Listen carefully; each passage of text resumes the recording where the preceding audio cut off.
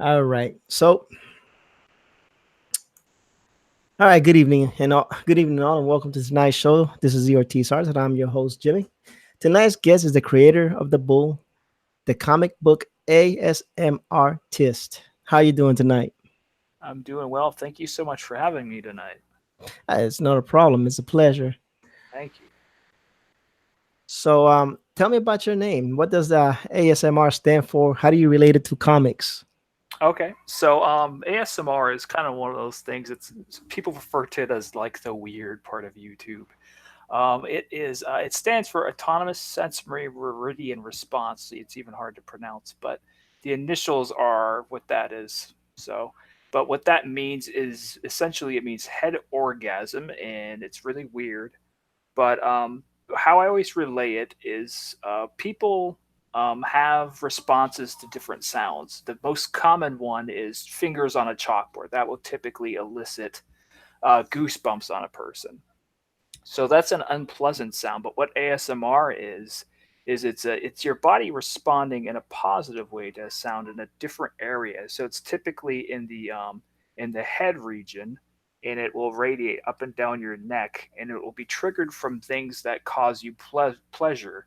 And that might be someone whispering to you. It could be the sound of like a stream by a river, or the rustling of paper. You might have had a certain teacher that puts you to sleep, possibly. That's one that people in school might have. It might not be a personal, like, anything against the teacher. Their voice just might be something that your mind inadvertently finds pleasing, so it puts you to sleep. So there's different sounds that elicit that response. So, and like for me, I stumbled upon that whole genre of videos. I was just looking for comic book videos on YouTube, and there was a video by a gentleman named Ephemeral Rift, and it was basically he was doing a video where he's talking to you one on one, and he's recommending his books that he has. He has this big long box, and he goes on for maybe about an hour or so, and by the end of it, it's like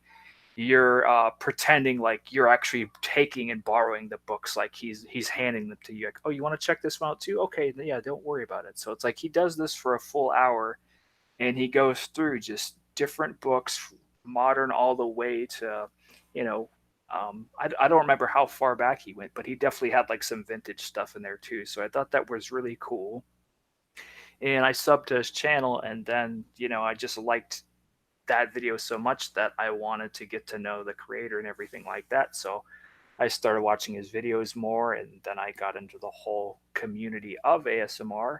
And I came to found out that there's not a ton of creators who are specifically devoted to comic books mixed with ASMR. Some people do like one-off videos for it. Some people will post, a video every couple months or something. But mine is the only channel really that does it, where I post weekly videos, and sometimes, every couple days.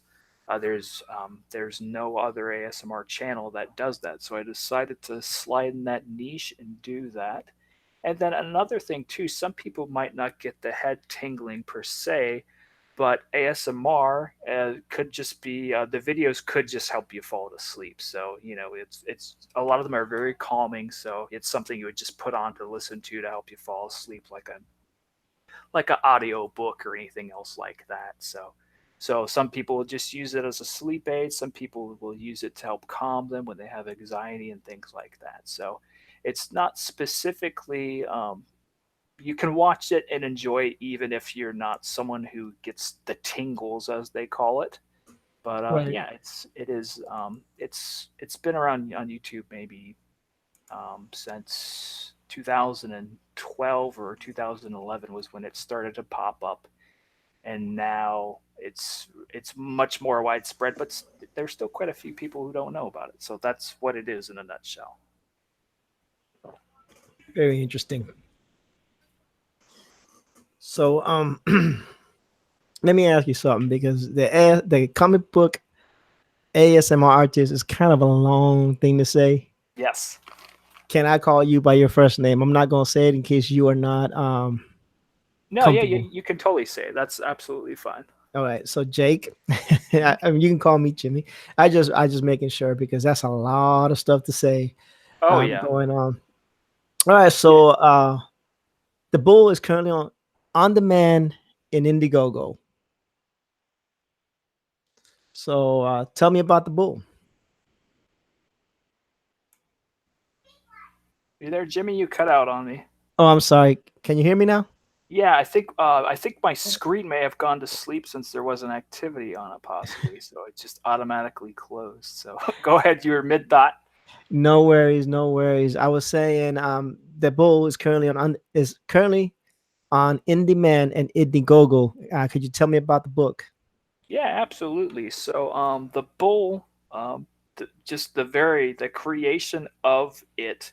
It was something I created when I was 4 years old. So that's why the simplicity of the character's name and everything like that. This is something that I came up with when I was 4 years old. I was inspired by what was going on culturally at the time.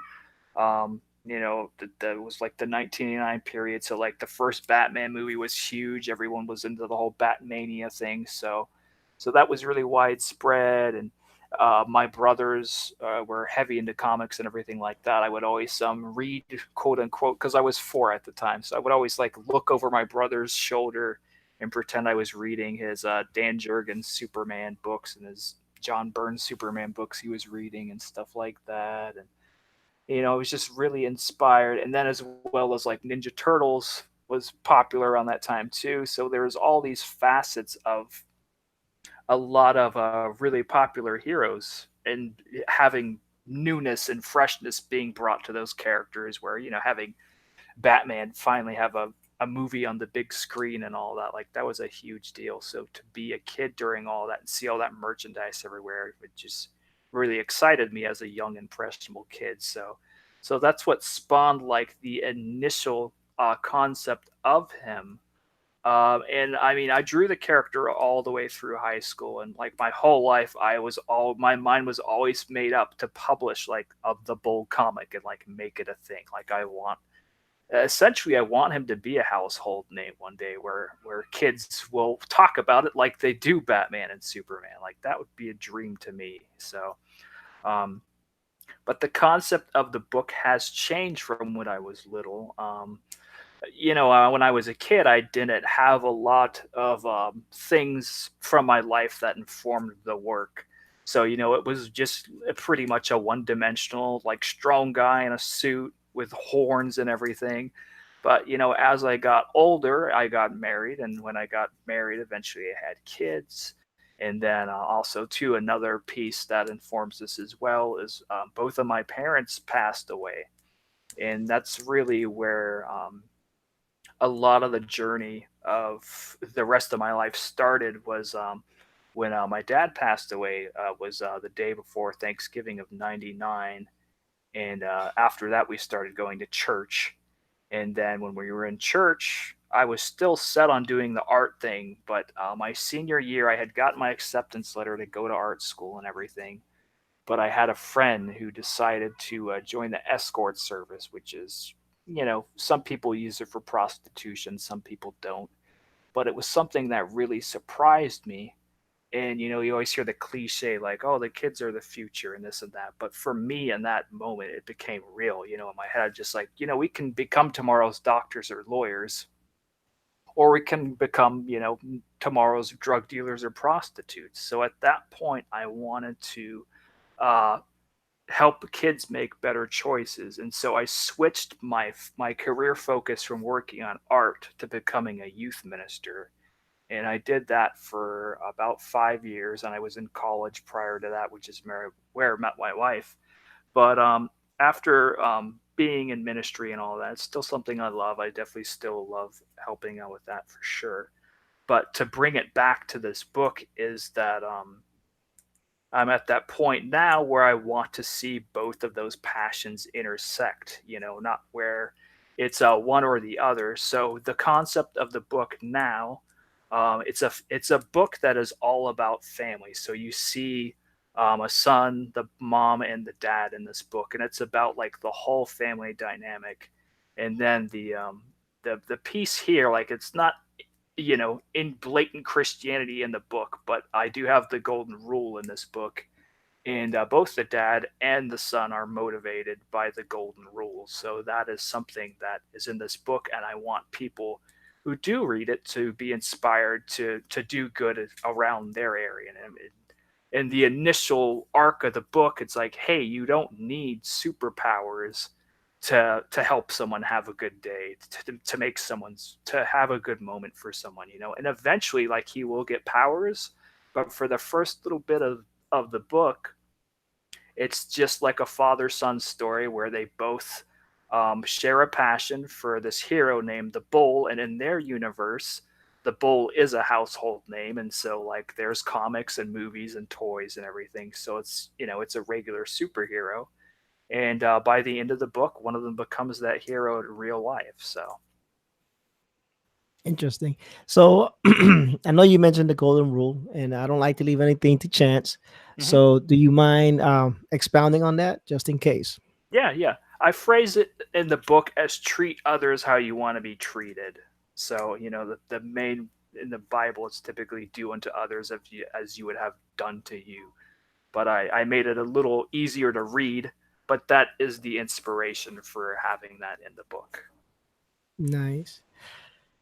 All right. So here's a question I usually ask everybody that writes writes their own book and draws their own book. What artist influenced your art style? Yeah, for me, like I would always love what I have come out on the page, what's in my head, but that is not the case. I mean, my style comes out as my style, which I guess is good because you don't really want to be considered a carbon copy of another artist. But I do have a lot of favorite artists growing up that inspired me to want to make books. But whether my work looks like theirs, I don't think you would confuse them by any stretch of the imagination. But I mean, off the top of my head, I was born in 1985, so you can kind of guess for the most part influence from there. You've got your standard people that most people reach to in this time frame. When you think of like Todd McFarlane and Jim Lee, um, people like that, and then you look at like Alex Ross, whose work is just incredible. He's a master as far as anyone is concerned, really. Um, I look back at like the Dan Jurgens, John Burns stuff. But above all of that, I mean, when I look back on stuff that just makes me feel good and just inspired, is I look back on Jack Kirby's work. He just did so much for the comic book, for all the comic book universes. He gave DC a lot of great stuff, and he gave Marvel a ton of great stuff. I would say probably about 80% of it was created in that man's head and from the concept. So he's the biggest inspiration. And then just what you pick up around you, you just can't help but glean from artists. So, but those are, I would consider those my main ones. Nice, nice. So you said that your father had passed away, and my condolences on that. Even Thank you. so, the next question is kind of based on that. Why did you choose the dynamic of a father and son, and them sharing the same hero? And I read you gave me the proof, and I read a little bit. I read through the whole thing. So they kind of sharing a similar type bad day, like Yeah, yeah.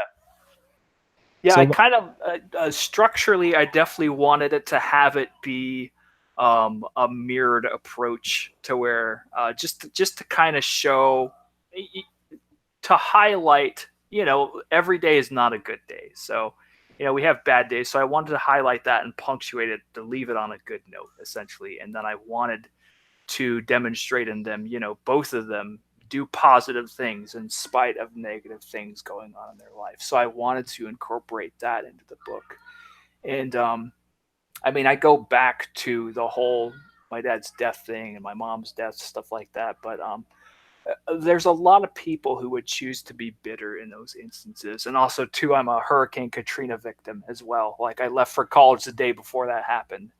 But rather than choosing to be stuck in bitterness and anger in those moments, I chose to do something positive with my life. And as as bizarre as it sounds, and if you're not a Christian, that's fine, but if you are, that's great too. For me, I don't know if my dad hadn't ever passed away, I don't know if I would have become a Christian, because Right. that was really the catalyst for me to think about the afterlife, and and when he was in the picture, we didn't go to church. It was literally like Saturday was grocery day, and then Sunday he would golf. And then when he passed away, then that's when my mom was just like, "Nope, we're going to church every Sunday." And then we did, and we got worked in, and so I think for me that was the catalyst. Like I said, I don't know if I would have become a Christian, but for me that's huge. And like I said, you don't have to convert to Christianity or whatever if that's not your thing. But for me, it made all the difference. So Right. Right. Well, I'm a Christian, so I get it. It's interesting though, like you said, that you can choose to embrace life, or you can choose to walk away from life when you have a significant, what we used to call, back in my working days, a significant emotional event or a trauma. yeah, And it can take you one or two ways depending on what kind of supporting structure you have. You can go down that path, like you said earlier. You could be the future drug dealer, or you could be a future preacher, or a future doctor, or a future lawyer. yep, Um, but it's interesting that in your case, you embraced the light, went the other way. And sounds like you're having a good life. yeah, I can hear the kids in the background, and yeah. so that's always good. Those kids are beautiful. They're wonderful. Oh yeah. Speaking of doing good, I was on a stream earlier. Our friend Pope Fire, she has this initiative, Comics for Titans. Hmm. Did you know that your digital book is going to be one of the first books to be distributed through that initiative?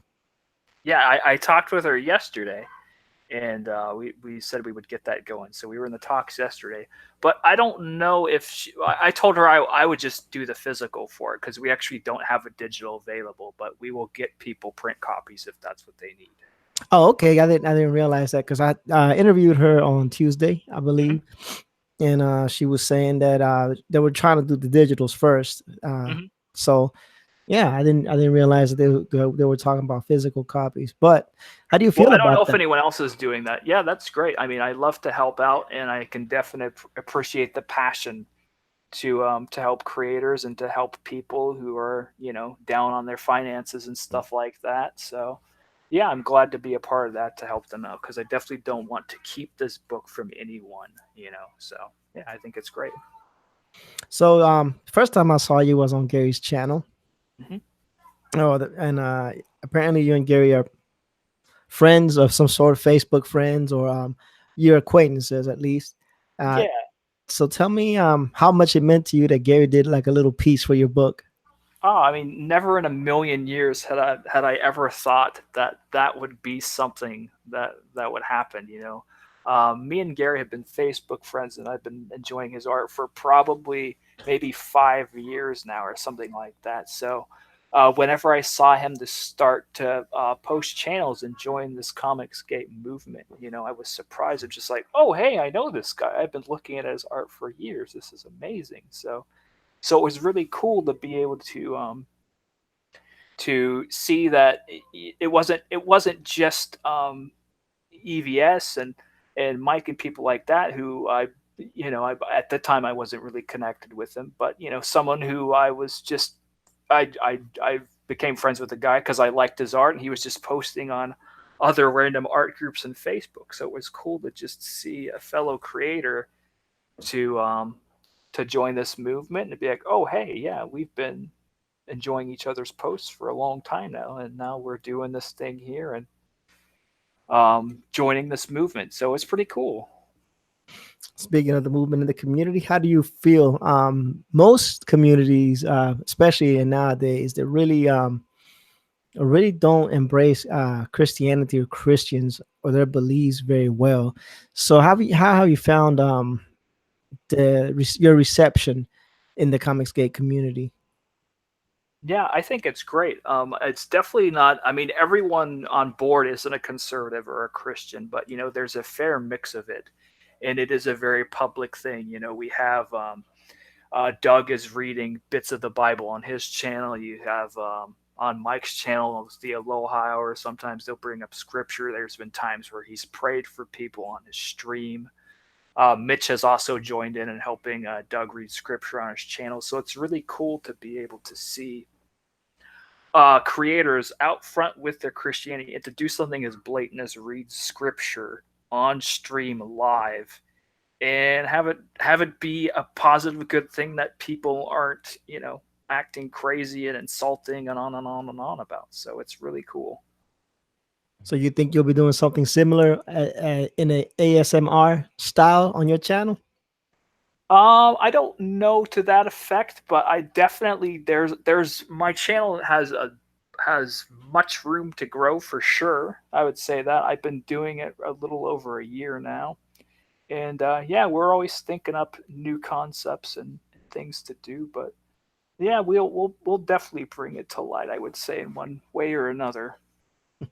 No, I mean it'll definitely be your unique way of doing it if you do it in your format. Yeah, You never know. Um, it's true. People are always looking for something different. And as far as channels and growing, trust me, I know my channel is small, as you could tell by the by the participation in the chats tonight. That's fine. But we're all growing, and when a community is just starting out like this, and you can start getting people on the ground floor, that's how you build relationships. So I'm Yep. down. To me, I'll interview anybody that wants to come on the channel. You ask, and here you are. No, I Um, appreciate that. and Also, too, no, go side ahead. note, real quick, my channel, we just passed 500 subscribers, so we're actually doing a giveaway on my channel. That's this week, and then 2 weeks from now, we're gonna do the announcement for the winner of it. But we're giving away a signed marketing Clayton Crane Punisher piece. Poster as well as a copy of the Bull #1. So all you have to do is just comment on that video, and you're entered in to win. So and you have to be a U.S. resident. But yeah, that's it. Yeah, I saw that video. It was pretty cool. Nice. I was like, "Yo, look at that! Is nice. That is very, very, very, very nice." I was like, "Yeah." One of these days, I'm gonna get up to 500 subs, and I could do a giveaway. Yep. And then I have a whole stack of books for when we get to 1,000. I've given away a whole stack of books. So, but we gotta get there first. So, And Bitbiter is on it. He posted the video that we're referring to. yep. This is my friend Bitbiter, man. He's a good friend of mine. He's helping me out. I told Thank. him if we ever get monetized, I'll pay him for his services.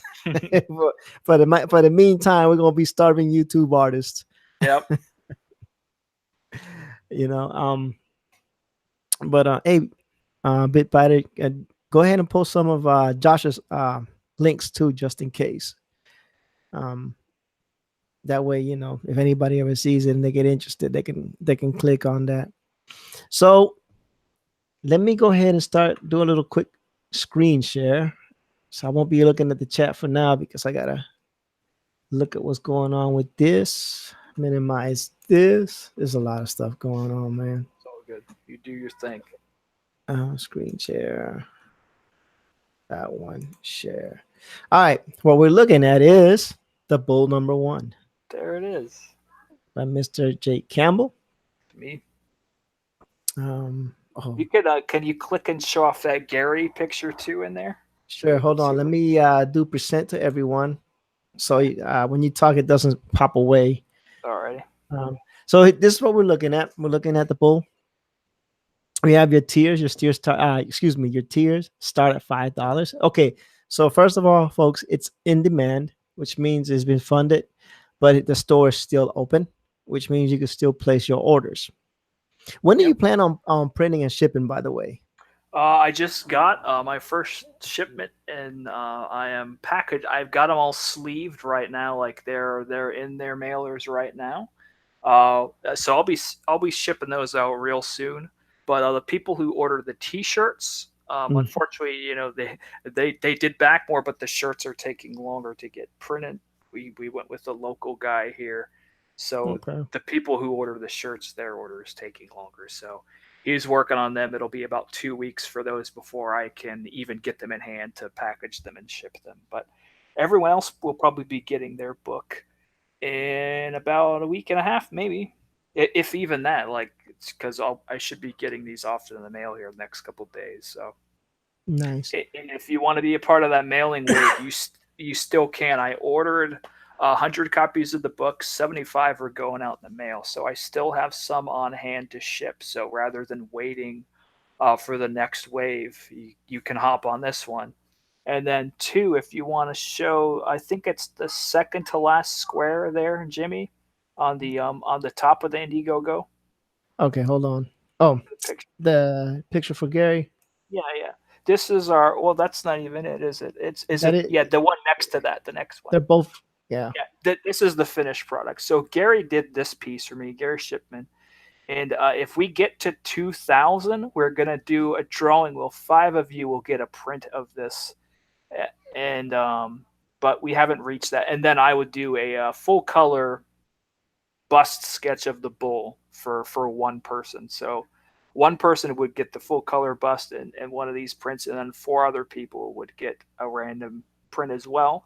But we got to get to 2,000 to get there. So that is our stretch goal. So help us reach that.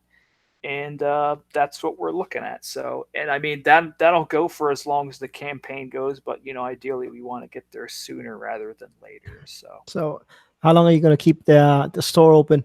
I mean, as long as there's interest. So, I'm not gonna turn down money, and I'm definitely not gonna turn anyone away from the book. So, the printer I'm using is a really great printer. They are called Comics Wellspring. You can find them. It's just Comics Wellspring with an X.com.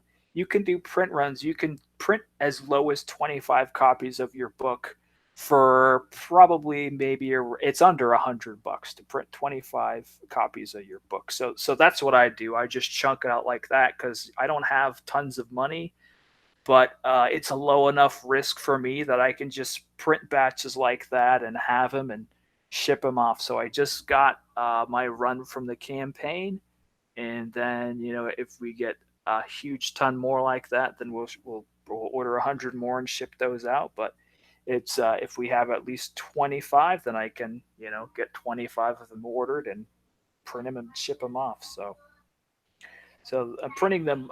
I would estimate probably around about once a month, I would say.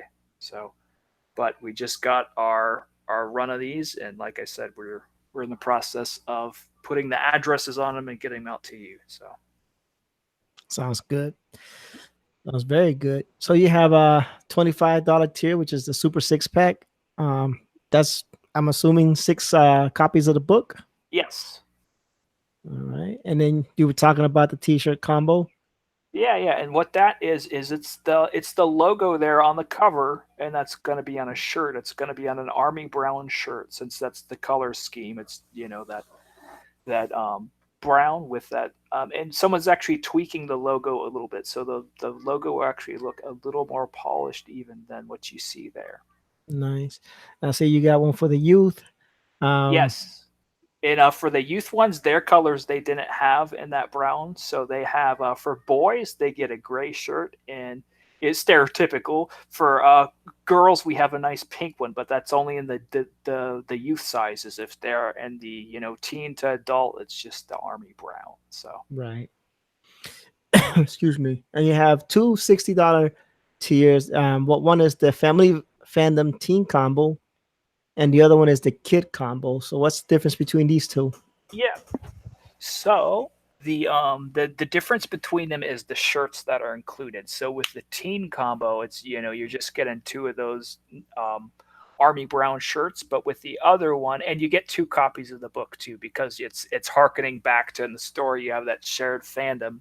So there's your family fandom right there. You and your kid get to enjoy the book too. So we want to provide a package for that. And the other one is if it's you and a younger kid. So it's that army brown shirt, as well as a gray youth shirt or a pink youth shirt. So and then of course two copies of the book there too. So let's keep it in theme with the book with the parent and the child. Yeah. having the same hero. It's clever.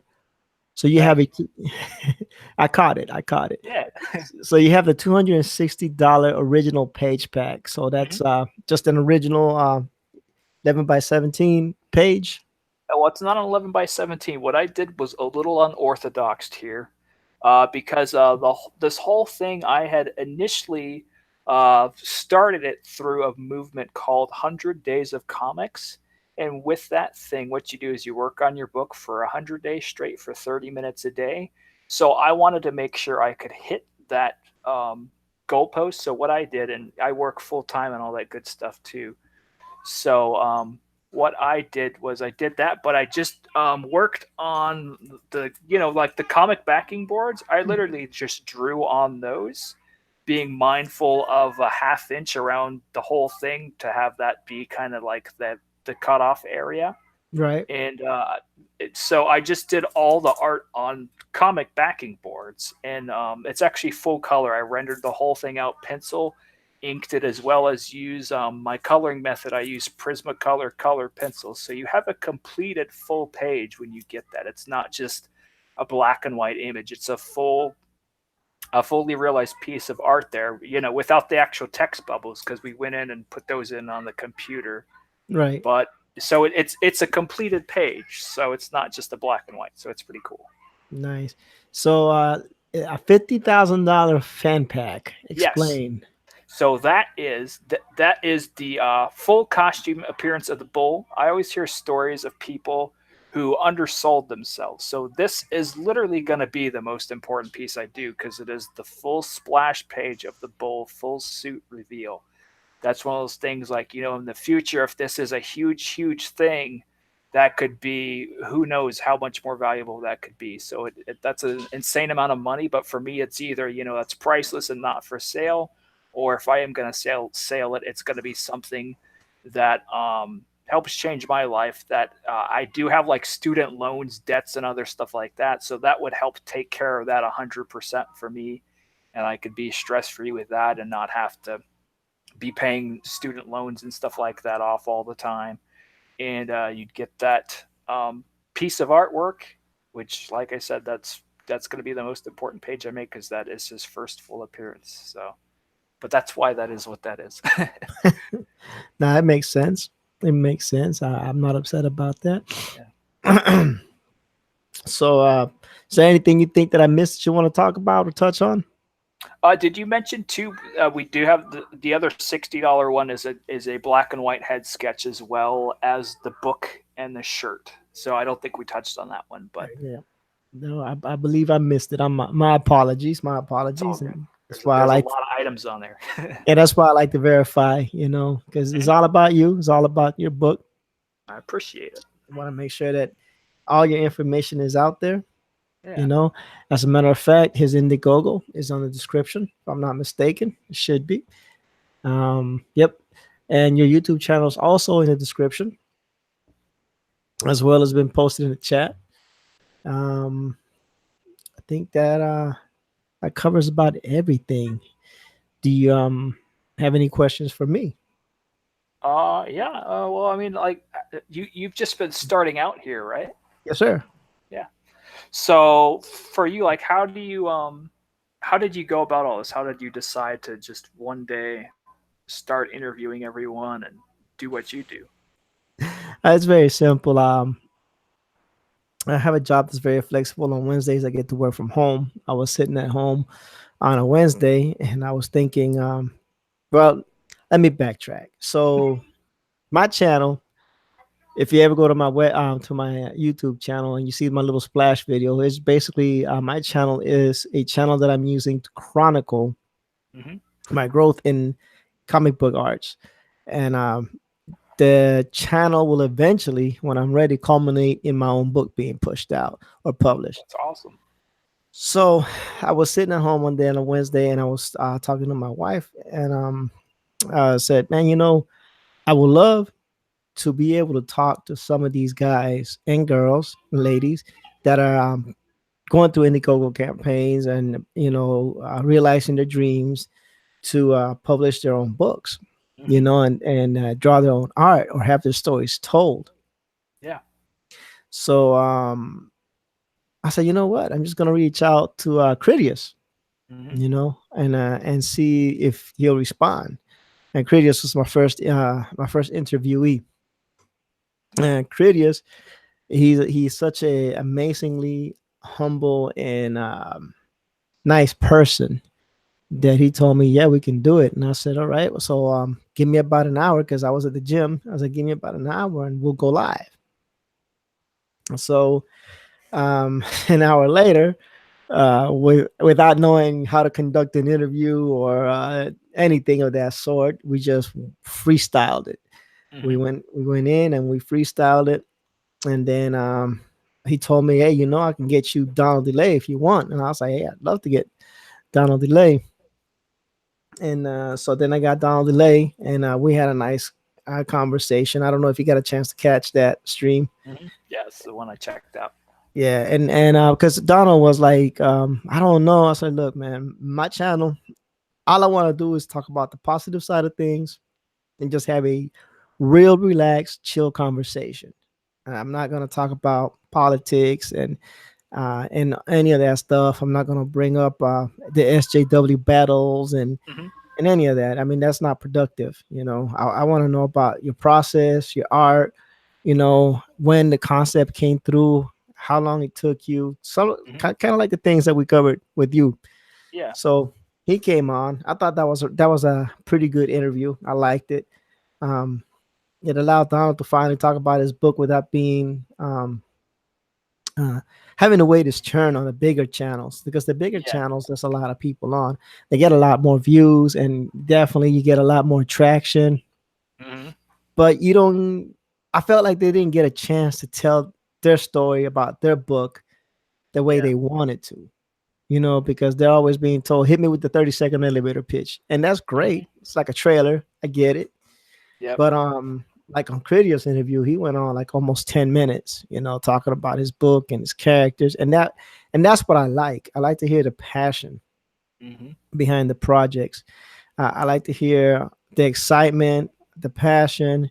I like to hear how invested they are in excuse me, in the books that Yeah. they're making. Then you came on one of the streams and you asked if I could interview you, and Hmm. I'm I'm not gonna turn anybody down. Yeah. If anybody wants to come, I'll be more than happy to sit down and talk to them and give them time to shine and talk about Hmm. their books. In a very relaxed atmosphere. Yeah. At least I think I try to create that as much as you can over a live stream. Oh yeah, I think you do well. So that's what brought that about. I just really wanted to talk to someone that already pretty much went through the process so I can learn from them. So I can be Yeah. like, okay, so this is what they did, this is how they're doing it, this is how they're going about it, this is how they went about marketing, this is Hmm. how, and how'd you get the artists, how'd you get the writers, Yeah. stuff, all that, all those little things that sometimes doesn't get covered in the bigger streams. Yeah. And but the bigger streams are great. Don't get me wrong. I watch them Oh, all too. of I course, they're I very love them. entertaining. But I want to continue to reach out to people and see if they'll Hmm. if they'll come on. Of course, I have to keep I have to keep building this channel, Hmm. and that takes time. That I don't know how long Oh it yeah. took you to hit 500 viewers, but A it looks year. like it's gonna take. It looks like it's gonna take time, and I Yeah. just Oh yeah. have to be humble and be patient, and hopefully continue to get people that are willing to come on and talk to somebody at this small of a level. Yeah. But what people need to realize is that we don't all run in the same circles. Just because Yeah. we're all part of the ComicsGate community, I have 638 people on my Facebook page that y'all don't know, that don't Hmm. know anything about ComicsGate. That I'll Yep. take this video and I'll post it on there, Hmm. and it'll give 638 new eyes an Yeah. opportunity to see your work. I You know, appreciate that. and it'll give. I don't have that many Twitter followers because I just started doing both of these things as I Hmm. started drawing again. And I just started drawing again this year.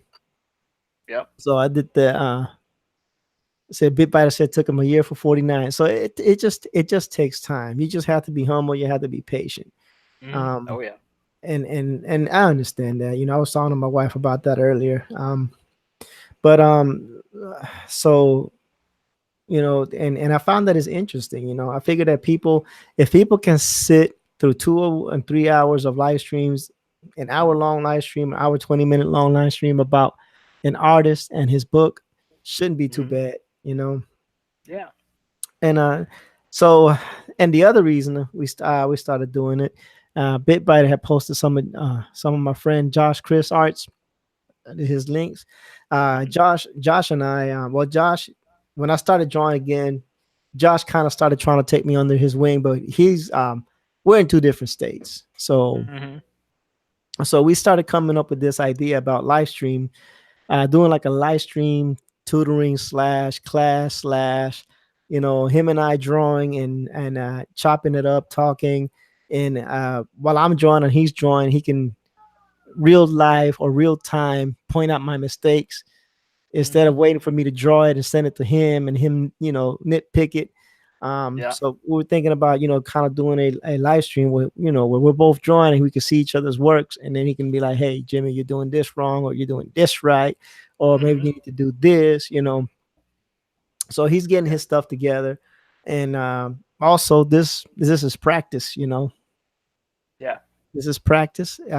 Being able to talk and continue to form coherent sentences, because I didn't realize how hard it was to actually talk to somebody for an hour. Oh yeah. Especially someone that you've never met. Like we chatted a little bit on Facebook, and Hmm. so we could get a feel for each other. But it's not the same as like Bitbiter and I. We Hmm. played we talk to each other over Xbox all the time because we used to play games like Destiny and Monster Hmm. Hunter World, and so we have a rapport. I've Hmm. talked to him over and over, hours at a time.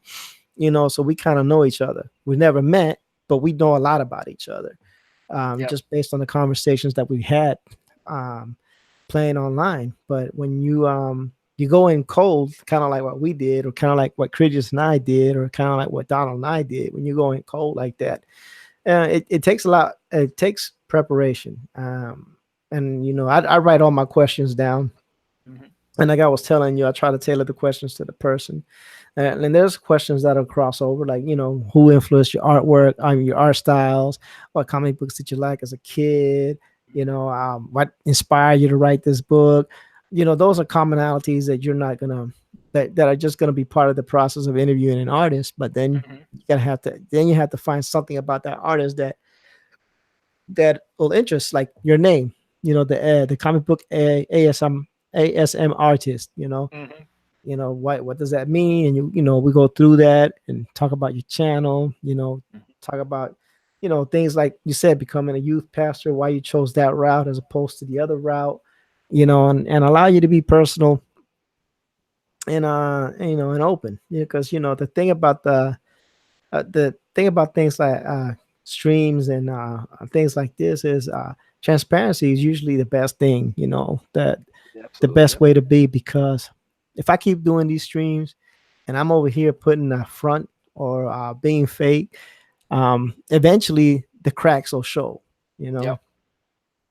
and then people will lose faith. And Yeah. I don't need that. I just make it open. I bring people in. I allow them to relax, and do that. But soon, if next Friday I don't have someone to interview, then I'm getting some more equipment in, and I should be able to start live streaming drawings, Yeah. That's great. non-digital drawings, because I can live stream digital, but I'm not that great at digital.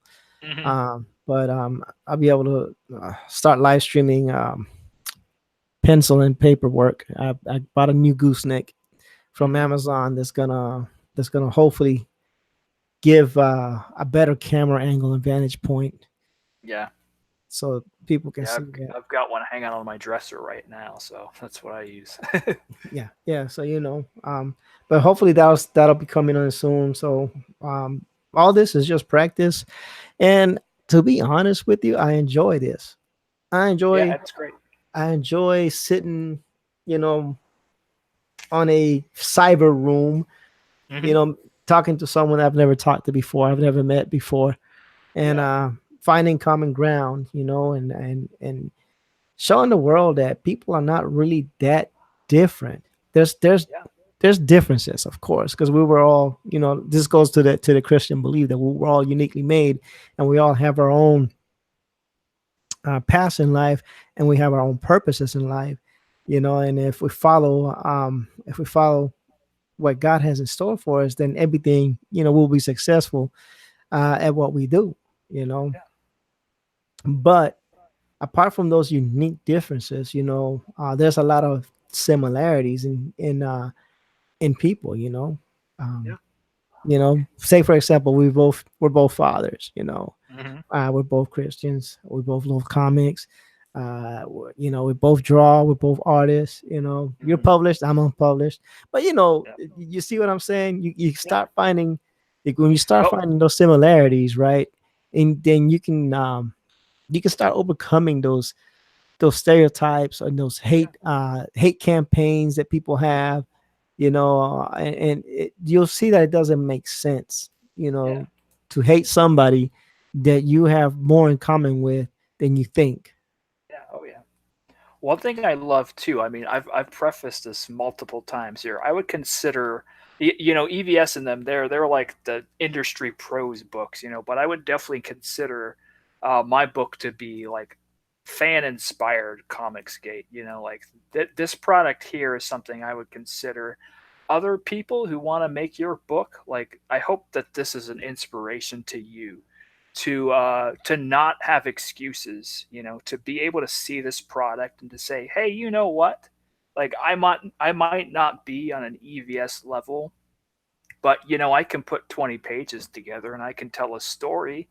And if you couple that with this printer here, this the Comics Wellspring people, if you've got under $100, you can literally have your own self-published book too. So I really want to have that be something that motivates you all. And I think a big part too is if you're not using the whole 100 days formula, using something. I think the 100 days I felt was too many days, honestly. But if you can chunk it out and you can post for this, it was like a Facebook accountability thing where literally every day you had to show what you did.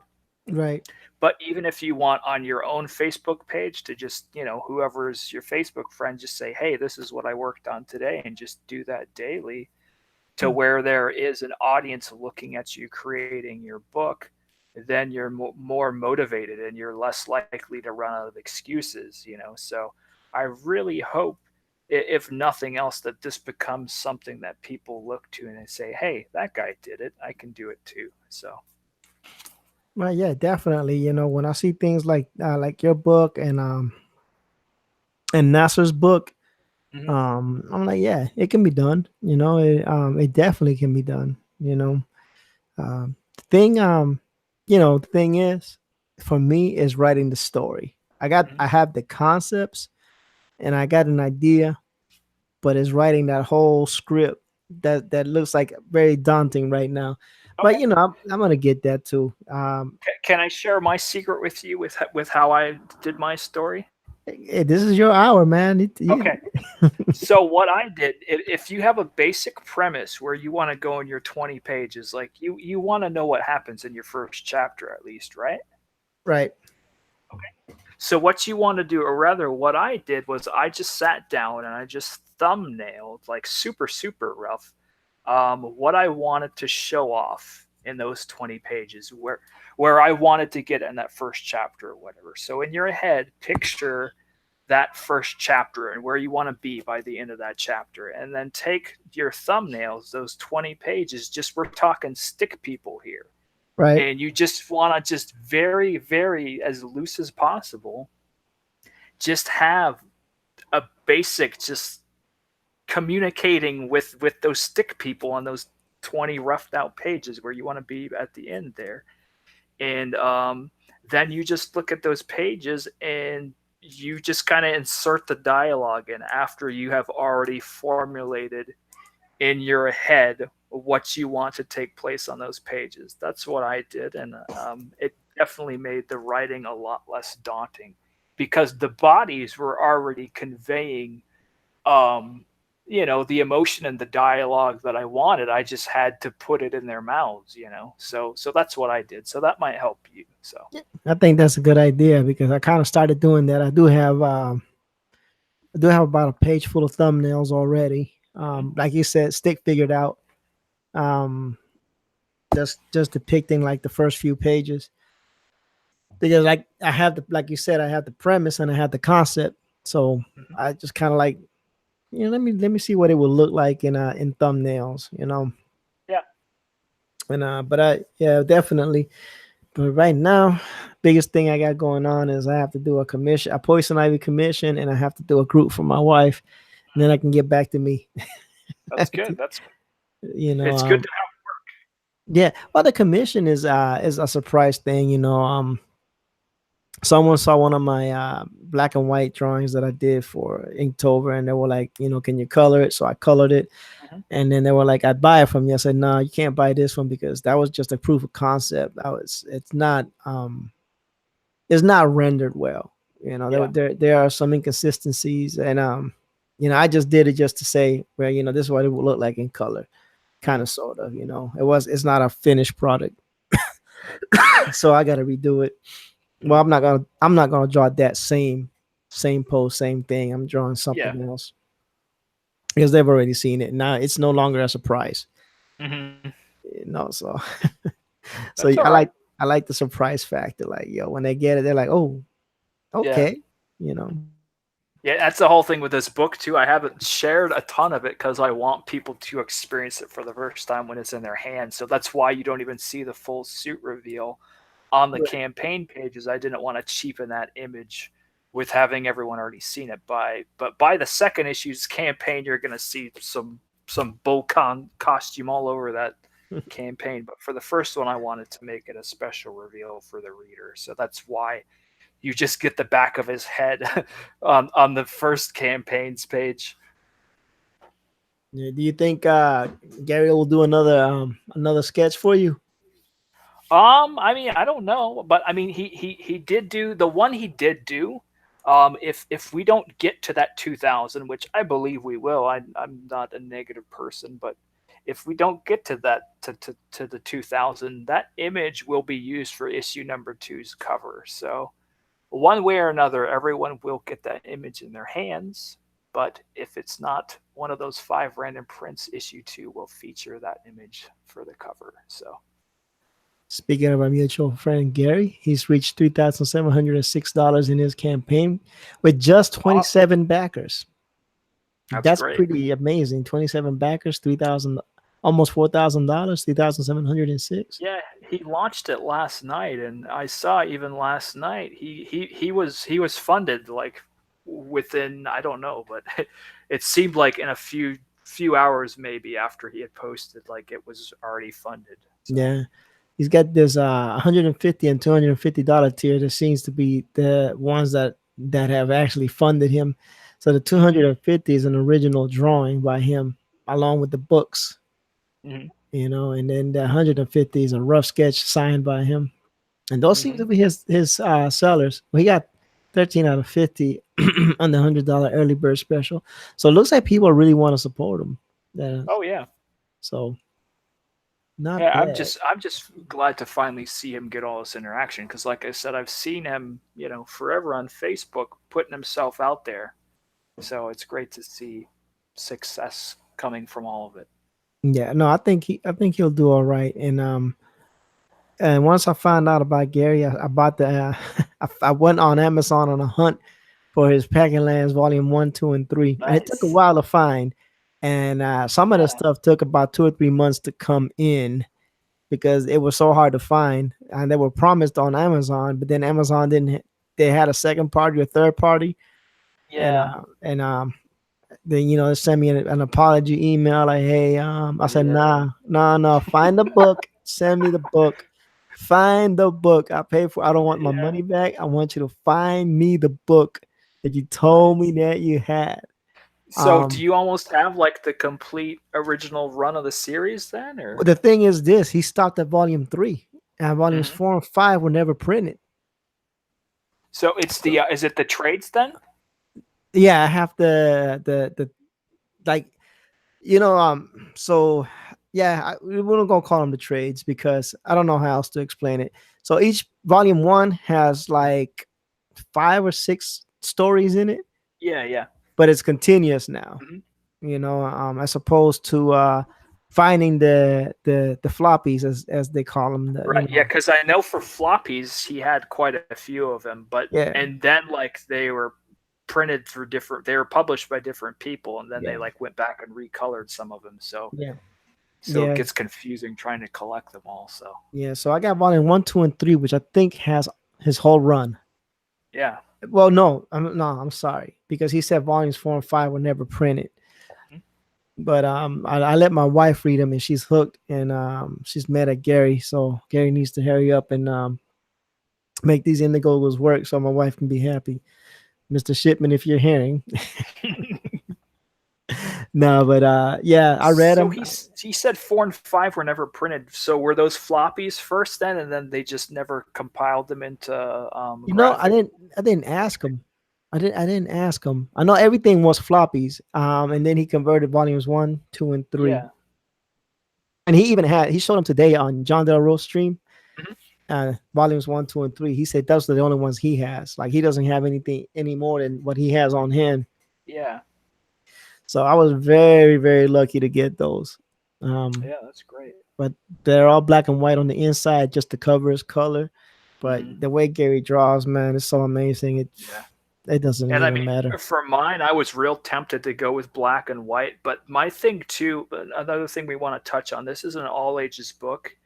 It is written to be shared by for adults, and it's for kids too. Like my whole thing is I want anyone to be able to share this with anyone and not have to worry about trying to explain things to your kid that you might not want them exposed to.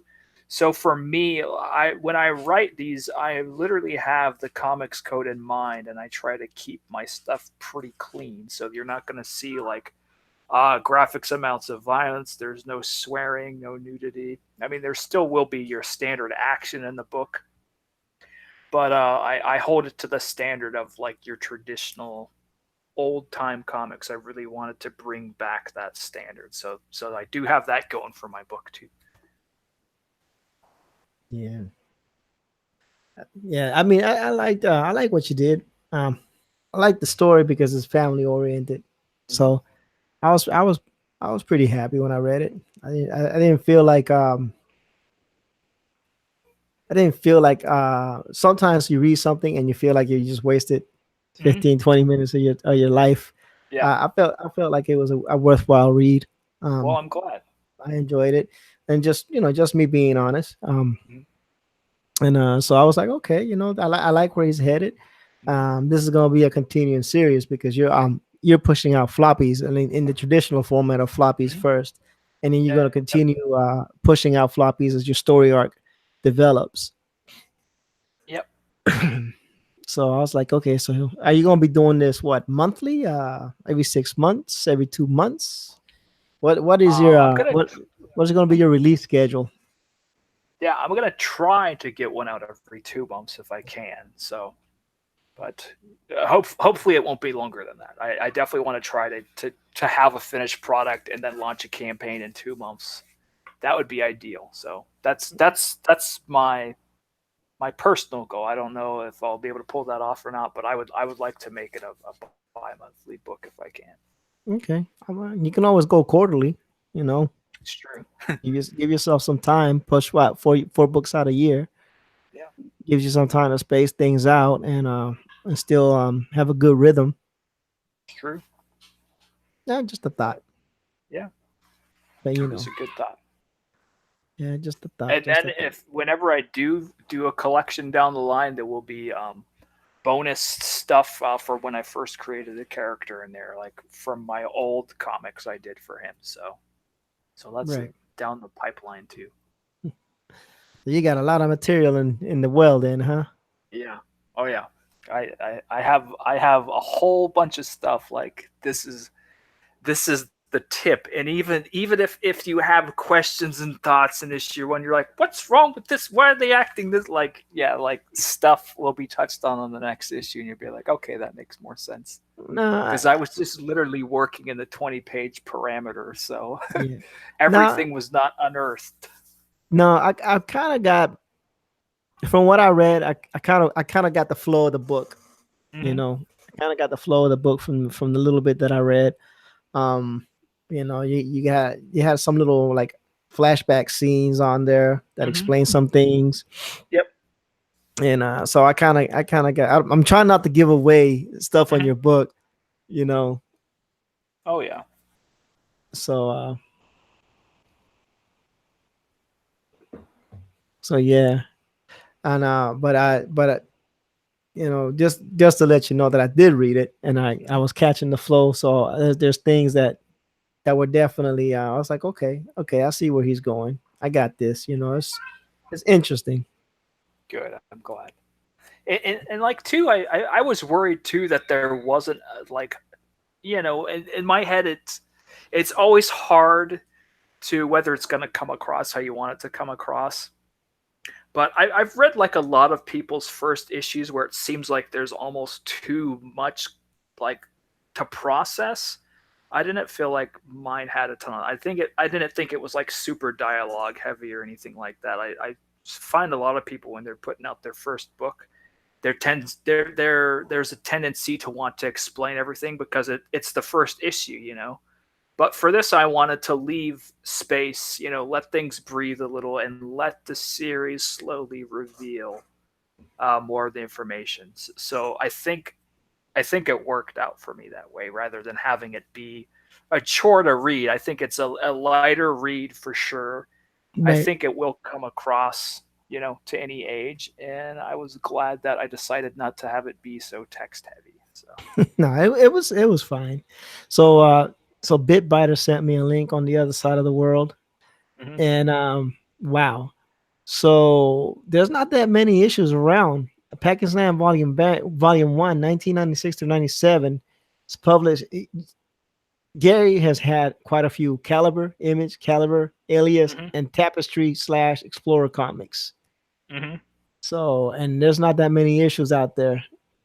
From 1997 to 98, Caliber Comics only has 8 issues. Pakistan mm-hmm, Forgotten Dreams from Image, only 1 issue. mm-hmm, Forgotten Dreams from Caliber, 3 issues or three books made, and 5 for Volume 2 from Alias Enterprises LLC. Volume 1 only had 11 issues. mm-hmm. So they're very rare. Well, They're well, very, that's good. very I'm rare. glad you got them all then, or most of them. Yeah, yeah, it was nah. Yeah, and some of those are variants. Yep. Mm-hmm. Yeah, so yeah, no, it was Amazon. Trust me, they were not cheap. Easy to find, yeah. Oh, so they were pricey too, huh?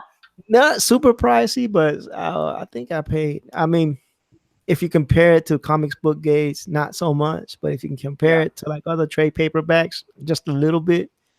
But yeah, and I don't even know how much of that money goes to Gary. I don't even know if Gary got mm, any of that, or if those books were sold and he already got whatever yeah, he was going to get out of yeah. it.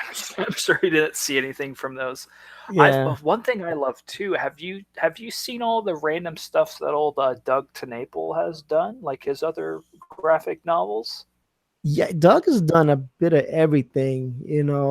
He's done video games. Hmm. That I didn't even know that was him. Yeah. I love every time I watch his show. I end up another thing is revealed like I Yeah, didn't know about. I'm just like, oh, he worked on this or that, or.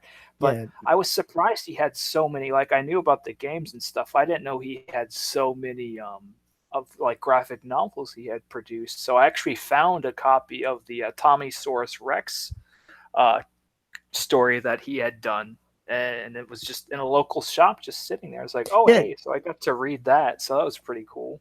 Didn't he say he had something to do with Veggie Tales too?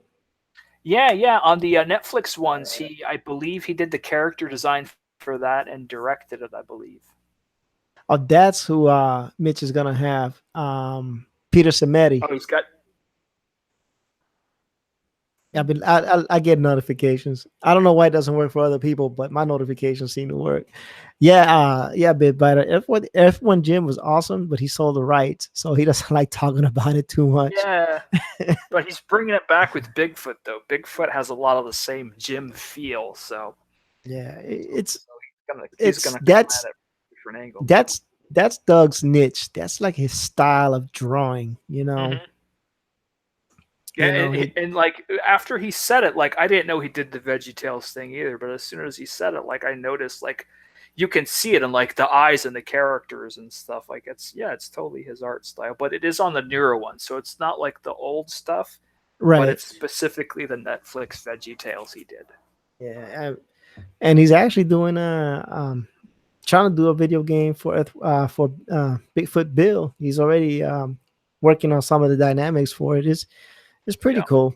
Yeah, Doug yeah, Doug knows how to make money. yeah. He sure does. Doug knows how But to I was make money. surprised. Whenever he talked about Tommy Source Rex, he said he wanted to release a colored version of it. And the version that I had read was already in color, so I'm confused as to why he said that, or maybe like they went ahead and colored it and they didn't tell him or something, or I don't know.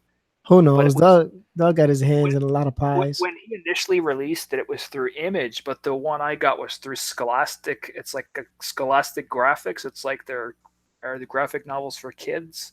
So the imprint was Scholastic Graphics, and it was totally in color. So I don't know if he just did it black and white, and then Scholastic got it and colorized it. But he was like, "I'd love to do it in color." As soon as he said that, I was like, "But I already read it in color." So that is strange. So I don't know if he knows that or not. Right. That's a great question. That is a great question. Oh, they Bill, boy, Bit Biter's on it. he is What's he putting got now? he put Bigfoot Bills Indiegogo as well Nice. on the That's what chat. you want. That's what you want out of a moderator. Oh no, man. Bit Biter's awesome, man. He we did our working out the kink stream. It was basically me him helping me figure out how to work the hangouts Yeah, and doing the live stream, and that thing yeah, went on for like 2 or 3 hours. He's a yeah. trooper. He hung in there with me. See, me and Gary just went on the air and did that, so that's what we did. Yeah, but Gary's getting better. Oh yeah, no, it was Yeah, all me though. He was on the other end while I was having everything going on my end. So, but it was a lot of fun. yeah, it was definitely. This I like this. You know, I enjoy doing this. I'm not gonna lie. Uh, Yeah, it's great. I mean, I'm sure you remember like back in the day, writing in to DC Comics or whatever, and just hoping to be acknowledged. And actually, a random side note, I did do that to John Bog. I can't even pronounce his name right now. John Bogdanov. I wrote to him. He was the artist on Man of Steel, which it was like a brand new series at that time, and he actually mailed me back like a postcard with his signature on it. But I don't have it anymore. But that was an instance where I personally wrote to an artist that got a piece back from them, and then my older brother he actually wrote to Jerry Ordway, and he got two signed comics from him as well as a signed book from Dan Jurgens. So yeah, it's what happened pretty to those cool. days? I don't know. I mean, we are. I mean, I like this though. I like having an actual live conversation, but No, but that was like you had to be lucky to have that happen. Typically you would send your letter off and then it would just disappear, and yeah, you'd never know if they even saw it. But we just got lucky in those instances. But it's nice to have the instant gratification now. We don't have a signed thing from the other person unless we support the Indiegogos, granted. But right. it is cool to talk live and all that. So rather than just sending something off in the mail and fingers crossed, maybe they see it and reply both back. So Yeah, no, no. What I was saying is, where's that at today? Where the artists actually appreciated their fans, mm-hmm. and now it seems like the artists are divas or prima donnas, and they're not really appreciative of the fans. Yeah, that's true. Yeah, they're doing the whole, well, if you don't like it, don't read it, which, that's unfortunate. Yeah, don't Granted, buy it. I have seen a couple books every now and then. I do see a letters page in the back of them. So some books are still doing it, but I don't know. They're just going to that default rather than taking criticism, just snapping back as opposed to taking it constructively. So. But I think Yeah, that's the main thing. It's unfortunate because it's the customers definitely help the artists and the writers and everyone get paid. Like there's no product without a buyer. yeah, So, for sure. but I don't know. It's frustrating. But like I said, we don't want to be too negative, but that's definitely a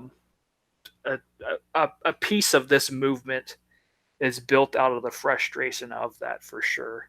Yeah, yeah. And that's why I started following this movement, this community.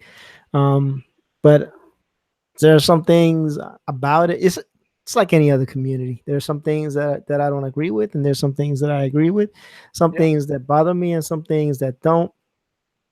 And yeah, there sometimes I see certain members of the community trying to steer the conversation towards something that I don't think should be part at all of the community. And so yeah, I've learned to parse and put away certain things and just like, okay, that part I'm not even gonna pay attention.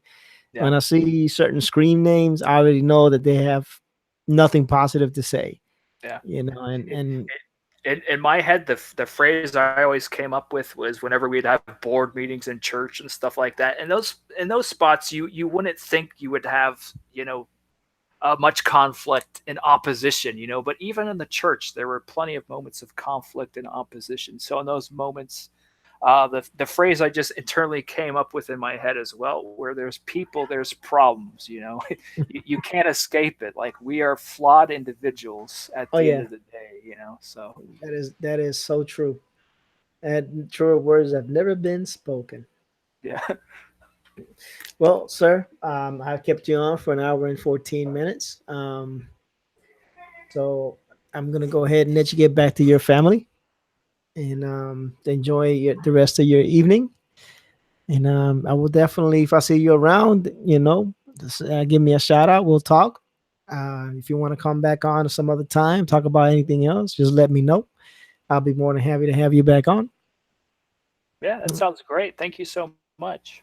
No problem. You have any last thing you want to say to anybody that might be viewing this later on? Not really. Just I hope you buy my book so we can get the thing moving. Like, this is the start. So as I've said many times to different people all over the place, like this is the beginning of it.